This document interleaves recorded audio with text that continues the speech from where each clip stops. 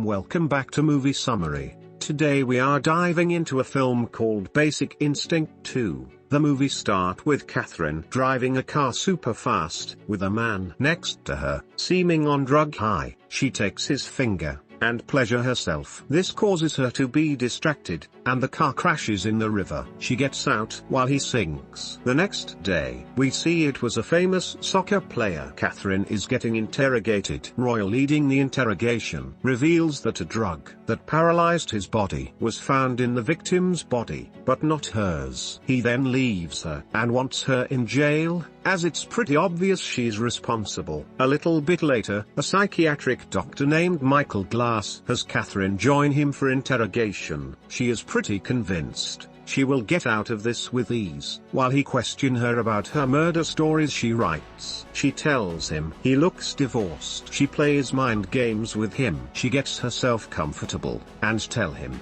she likes taking risks. She also adds that he likes to be in control like her. Later, Michael declares Catherine totally sane. During court, he also adds that she is addicted to take risks. To prove it to herself, no death will stop, and if released she will take bigger risks. Catherine looks at him, as if he understands her. After the court, Adam, a writer, meets Michael. He reminds Michael about a patient, George Chesler. He had 7 years, who beat his wife with a brick. He wants some intel on that guy, but Michael says he never discusses patients even after they are dead. Mad, Michael goes to see Elise, his ex-wife, asking her why she told Adam about George. If he publish it, it may look bad for him. He also reminds her he didn't do anything wrong. He treated a patient who ended killing his pregnant girlfriend.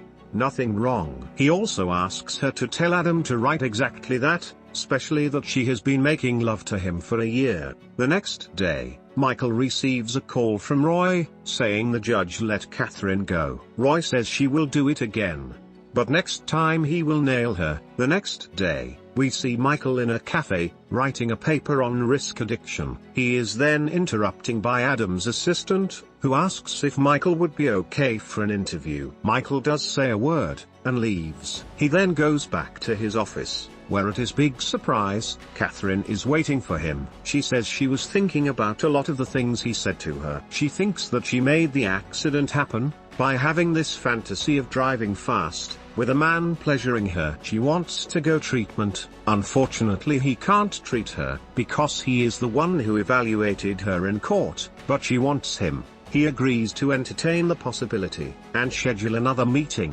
Days later, she arrives for her meeting. She wants to smoke, but he tells her no smoking here. She says she doesn't like rules. She then reveals she was interviewed by Adam the reporter. Michael gets uncomfortable. She also says Adam told her about his past patient George, and is impressed he protected him, even though being dangerous, due to client confidentiality. She then tells him, if he knew that she killed that famous soccer player, would he report her to the police? He says no, but will, if she plan on killing someone. Later that night, we see Michael reading a lot of Catherine's books. Days later, she is back for another meeting. As she speaks, he can't stop looking at her legs. She says when she makes love to someone, weeks later she forgets, but if she makes love before they die, she will never forget them. Then she walks out. Later, at lunch, his colleague tells him that Adam called her. He gets nervous. That same night, Michael goes to a party. He is then shocked to see that Catherine is also there. He gets mad but realizes she is the friend of the party host. Michael then leaves, because he can't be with a patient. She then confronts him, saying she came to apologize for storming out earlier. She invites him for a drink. He reminds her he doesn't socialize with patients. He then invites Michelle for a drink, but while making love to her, he keeps looking at Catherine's book. He then receives an emergency call from his ex-wife, Elise. He rushes to see what's going on and sees Adam dead, while in a position that indicates he was making love when it happened. Elise doesn't know what happened. Michael then stops on a red toy. He throws in the garbage. Minutes later, the police arrives. Roy is very suspicious of Michael, as he saw him and Adam argue days before. He asks him if he thinks Elise killed him. He says no. Roy shows him the red toy, and asks him why he threw it away. He says he thought it was broken. The next day, he has another meeting with Catherine. She said to him that Adam is dead and that Adam introduced to Elise before. She reveals that she was seeing Adam, and Elise was open about it. An open relationship. She also confronts him, saying that she knows he thinks that maybe she killed Adam as well. She tells him he should be glad that Adam is dead, because if he wrote that article about George, his career would be over. She starts smoking. He screams at her to leave if she doesn't want to stop smoking. She then sits down with her legs apart, saying she knows he wants to make love to her. She asks him to describe it. She says she pleasures herself thinking about him. He is speechless. She then leaves and says she is done with therapy with him. After she leaves, he is shocked. Later that night, he calls Catherine, and wants to maybe continue therapy. Maybe they can fix the misunderstanding. At his building, Detective Roy awaits him. He reveals to him that Adam had a girlfriend besides Elise, Catherine. He tells him he is not surprised because she is a private patient of his. Roy finds it very suspicious. Roy thinks Michael knows something, and tries to protect Catherine. He is just trying to stop a third murder. He refuses, so Roy confronts him with the article Adam was writing on George Joseph. Michael then tells him how he spent his time the night of the crime, and he reveals he was making love to a girl named Michelle. We then see Michael with his other patients, but he seems to not be there, and thinking about something else. He calls Catherine many times, asking if she was okay.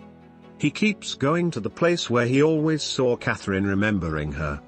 He also reads her books. We then see Michael going to meet that host of the party. There he sees Catherine. Then it's time to talk man to man. Michael hopes that man will recommend him for the Douglas Chair, a prestigious award. Unfortunately, he brings the subject of George Joseph. He believes that his perfect record may have been ended with the way he handled that case, letting his emotions take him in a different path. Michael realizes probably Catherine told him about George. But the man gives his support for the Douglas Chair, but tells him, no more cases like George Joseph. Later, after Catherine leaves that host, Michael hides behind a tree, and then starts following her. From now, his life is about to change forever. What is about to take place in few minutes, will take Michael to a place he has never been before and change his life. Check out what happens next, in part 2 attached here. Thanks everyone for watching. Don't forget to subscribe, and check our other movies summaries.